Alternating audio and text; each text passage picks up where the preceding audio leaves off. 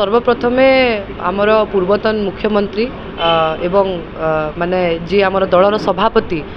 श्री नवीन पट्टनायक को बहुत बहुत धन्यवाद देवाक चाहिए। मो उपरे विश्वास करने मते से ही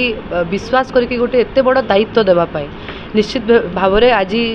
स्टेट जनरल सेक्रेटरी हिसाब रे जो मत जे पद मिली ताकू आगामी दिन रे मो बाबा स्वर्गत श्री नवकिशोर दास को आशीर्वाद रे झारसुगुड़ावासी आशीर्वाद और माँ समलेई आशीर्वाद ताकू निश्चित भाव में मु भल से पूरा करी एवं ए दायित्व सांगे सांगे देखंतु आज झारसुगुड़ा जिला केवल नुहे पूरा राज्यर जेहेतु दायित्व मिली मु समस्त ओडिशावासी को भी तांको आशीर्वाद पाई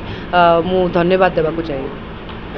आपण देखंतु स्टार्टिंग रू नहीं कि झारसुगुड़ा जिले में जितेबाला मो बापा विधायक थे से समय भी मध्य समस्त सरपंच समिति जिला परिषद